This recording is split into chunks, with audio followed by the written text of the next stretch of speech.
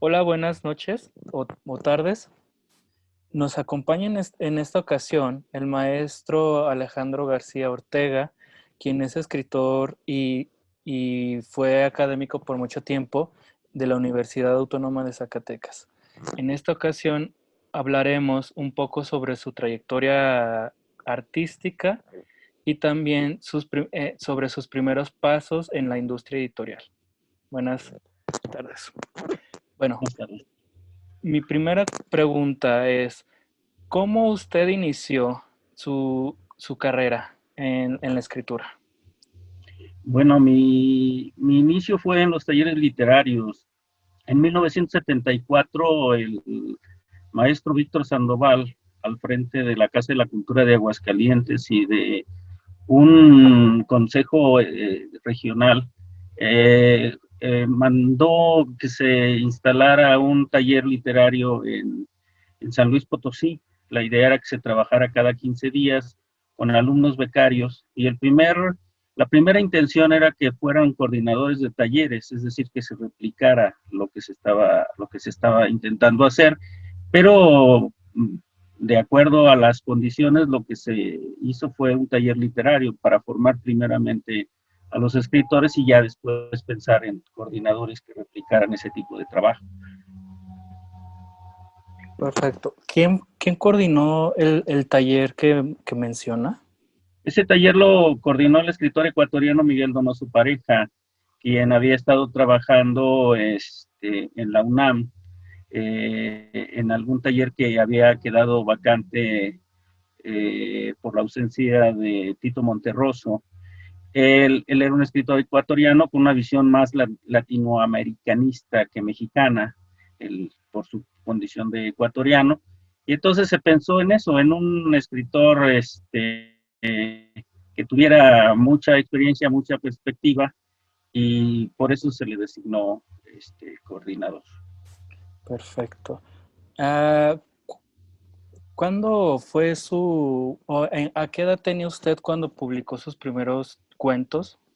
Sí, bueno, el primer cuento que publiqué yo fue en 1975, a los 16 años, en la revista Letras Potosinas, y después publiqué en dos libros colectivos, uno que perdón, esto puede ser verdad, en unos cuadernillos de punto de partida de la UNAM, y en una antología que se llamó Declaro sin escrúpulo, de varios escritores de talleres. Estos dos libros son de 1977. Fueron mis primeras colaboraciones y en algunas revistas.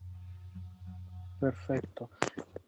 También, no, de acuerdo a las investigaciones que realicé antes de esta entrevista, Mm, revisé que ganó un premio importante de narrativa.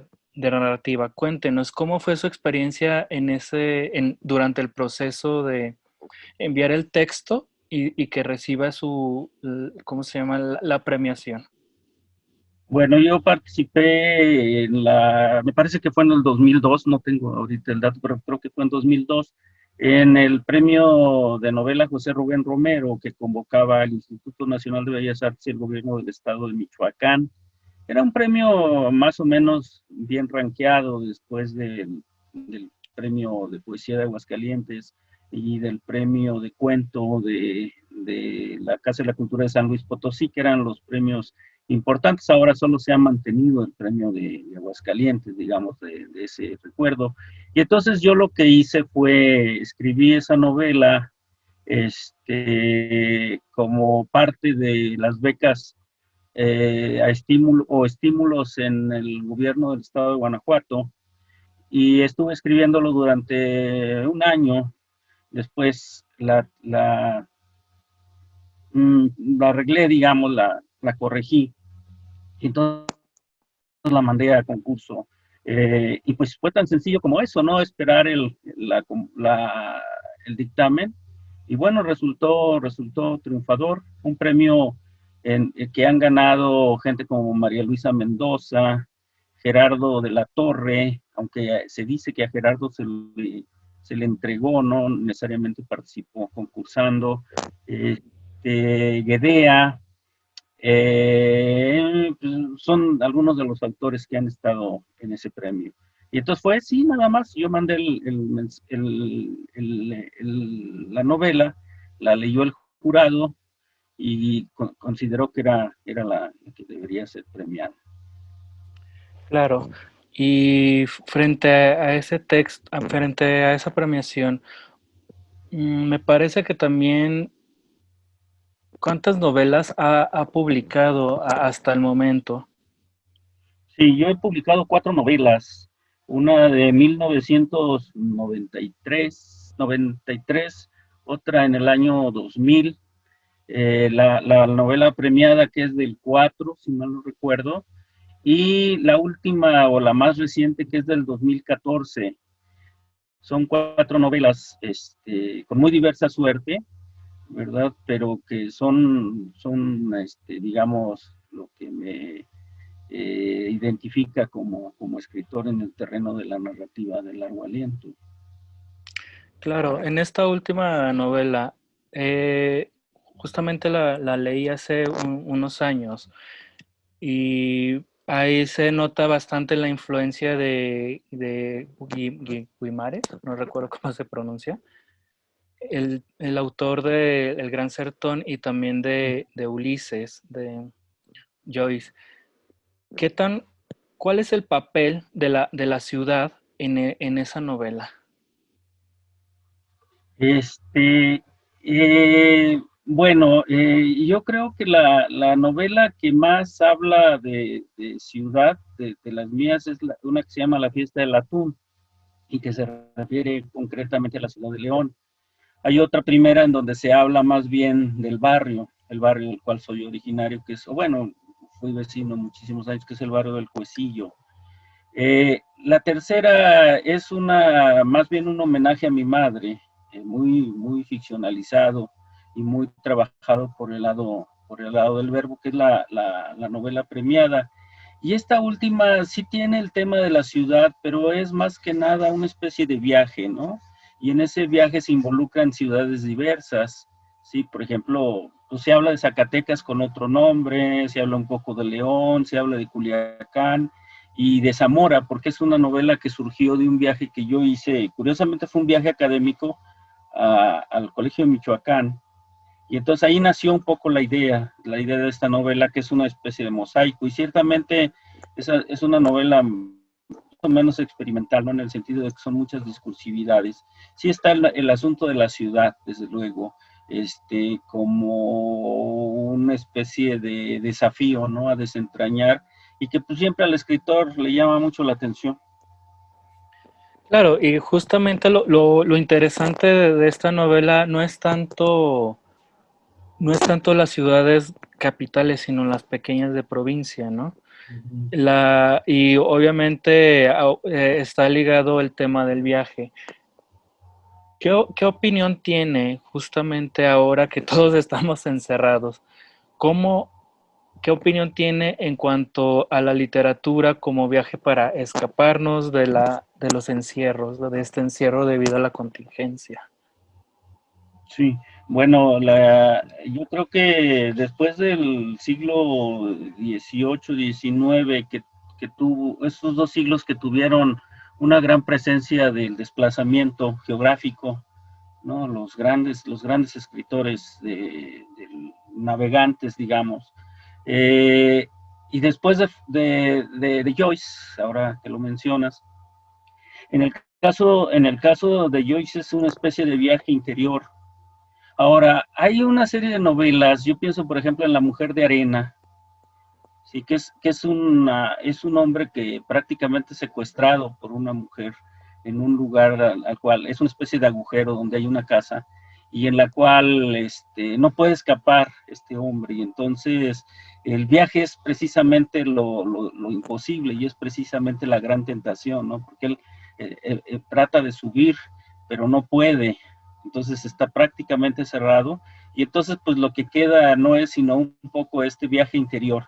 Y recuerdo, por ejemplo, una novela de Ballard también, de un personaje que se queda atorado en un hueco entre los puentes de las supercarreteras. y entonces él se desliza hacia abajo, cae hacia abajo, y después no puede salir, y es todo el intento por tratar de salir. Es un poco lo que está pasando con nosotros, ¿no? Nos desplazamos con las necesidades, pero fundamentalmente el placer del viaje está sometido porque estamos amenazados, y es muy curioso. Entonces recurrimos a una serie de viajes interiores, a una serie de juegos de viaje también, que es el que nos permite, ¿no? Incluso el viaje tal vez más evidente, que es el viaje de la narración, ¿no? El viaje del contar, ¿no? Contar nuestro encierro, o lo que recordamos o lo que vivimos, a la manera de las sagas cuentísticas de la Edad Media. Claro, que son muy, muy comunes. Bueno, tengo a la mente el de Camerón, que justamente el encierro debido a la peste negra. Sí. Cambiando un poco del tema, ¿cómo ve ahora la industria editorial en el sentido de que ya se están, justamente por la contingencia, ya se están enfocando más a los libros electrónicos? Uh-huh.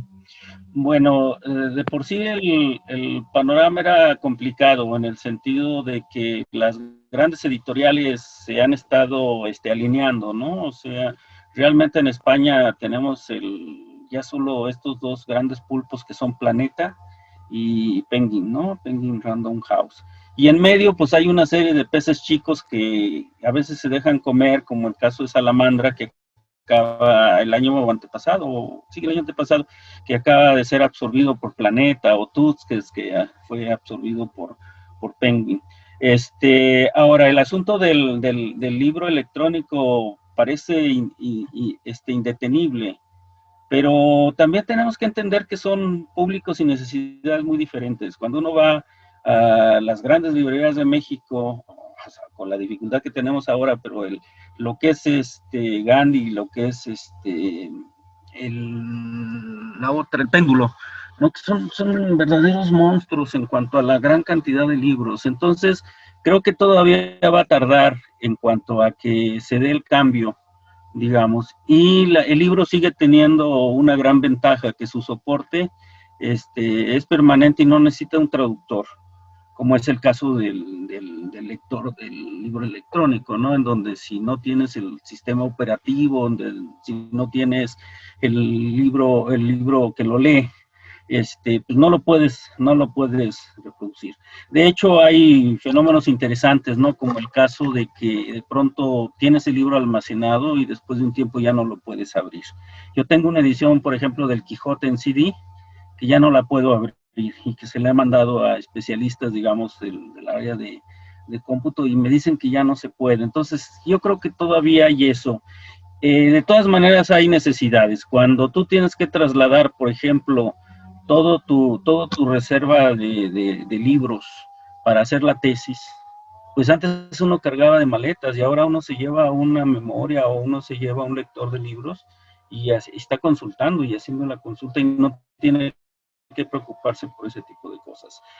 Yo creo que para los jóvenes hay allí una buena salida, pero pues tú bien sabes que de todas maneras el asunto es acercarse al medio, hablar con Amazon, hablar con gente que está haciendo el libro electrónico, y pues desde luego también en el fondo de todo esto pues hay la esperanza, digamos, del escritor, pues de sacar una cierta cantidad de dinero que te permita vivir, ¿no? Eso yo creo que es un problema muy serio, porque pues de por sí México, por ejemplo, es un país en donde muchos de los escritores jóvenes y de los escritores no jóvenes, pero que se mueven, por ejemplo, en editoriales independientes o en editoriales del Estado, te pagan con ejemplares del 10%, ¿no? Tus derechos de autor. Entonces yo creo que dentro de esto hay que seguir buscando, digamos, esas canalizaciones, y pues no tiene otra salida el joven y todos los escritores, más que estar pendientes de lo que está sucediendo en este mundo que está cambiando día con día, ¿no? Tú ves, por ejemplo, las redes, ¿no? Yo veo Facebook antes tenía una sola banda.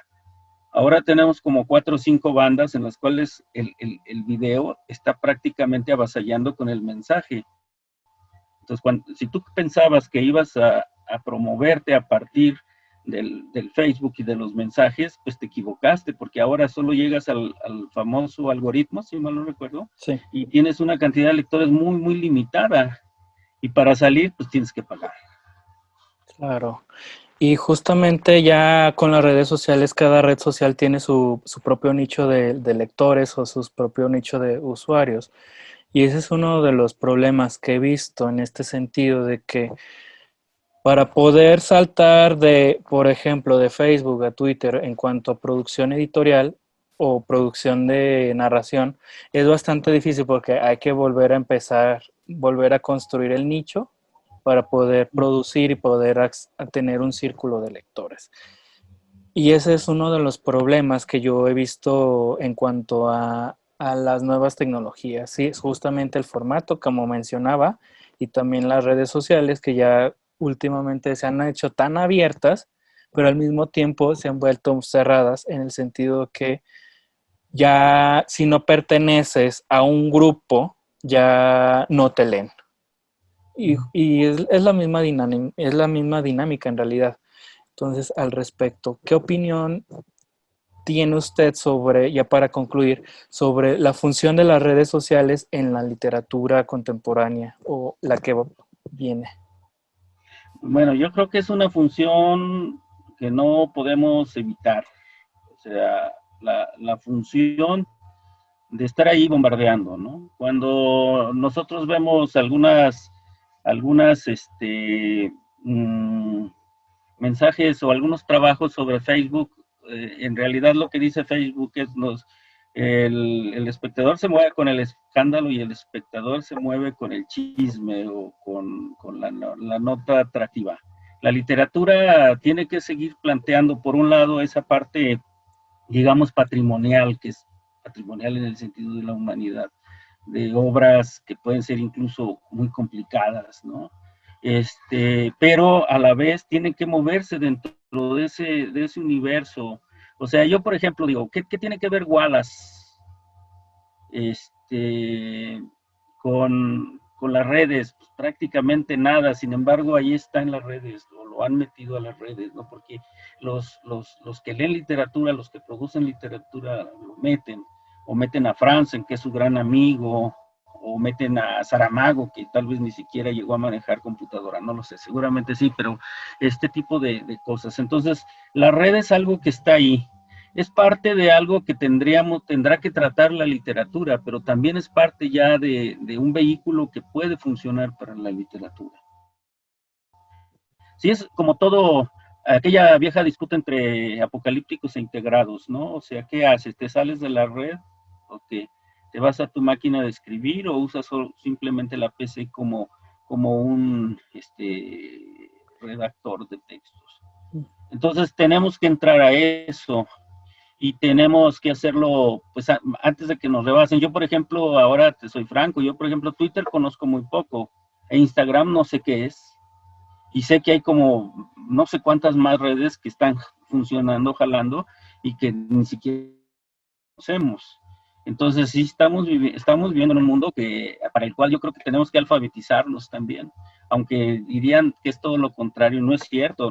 Nosotros tenemos que aprender a leer y tenemos que aprender a representar ese mundo, ¿verdad? En la literatura. Claro, y es un poco lo que mencionaba Humberto Eco en sus últimas entrevistas, que las redes sociales en realidad está dando voz a mucho a los idiotas.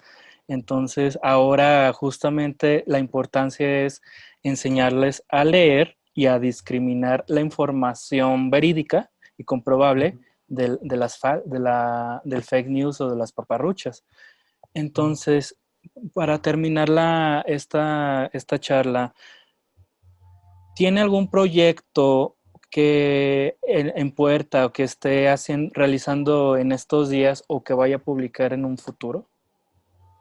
Sí, tengo varias cosas, pero por ejemplo, en función de esta pregunta que me acabas de hacer, yo tengo una serie de libros que son compilaciones de lo que he hecho en las redes. Es decir, la cuestión tradicional se impone en mi caso sobre lo que hice para tratar de llegar a un público mayor y entonces se convierten en lo que sería, digamos, mi literatura normal. Entonces yo creo que eso es muy importante porque ha habido un momento en que Facebook, por ejemplo, que es la que yo uso, me ha permitido un poco seguir haciendo literatura. En momentos que, por ejemplo, no tienes dónde publicar, en momentos en que tienes que meterte al trabajo docente o al trabajo al conseguir la vida, al conseguir el sustento de la vida, de pronto lo que haces es decir, pues Facebook me permite escribir diario, ¿verdad? Es una cosa pírrica si tú quieres, pero yo creo que es muy importante. Y entonces tengo por ahí pues como unos 3 libros inéditos, ¿verdad? Que es parte lo de las cosas que metí en Facebook. Y pues tengo una novela que está inconclusa, yo en estos meses me pienso dedicar a eso. Y tengo una colección de cuentos que yo espero tener más o menos en medio año, que empezó en Face y que luego los saqué por una serie de cuestiones ahí molestas, ¿no? Que hubo en el Face con intrusiones y pues cosas que le dieron un poco le fastidiaron ese trabajo y perdieron el sentido que tenía, entonces lo fui retirando y se fue prolongando, pero yo espero que en medio año termine ese libro. Va a ser un libro más o menos voluminoso, pero yo creo que va a ser algo interesante, ¿no? O sea, estos 4 o 5 libros que en mi caso serían producto de mi experiencia con la red, concretamente con Facebook. Claro. Bueno, muchísimas gracias, maestro Alejandro. Y agradecemos que nos hayan escuchado en esta pequeña charla y estamos en la espera de estas publicaciones. Muchísimas gracias. Que tengan buen día. El agradecido soy yo. Muchísimas gracias. Vale.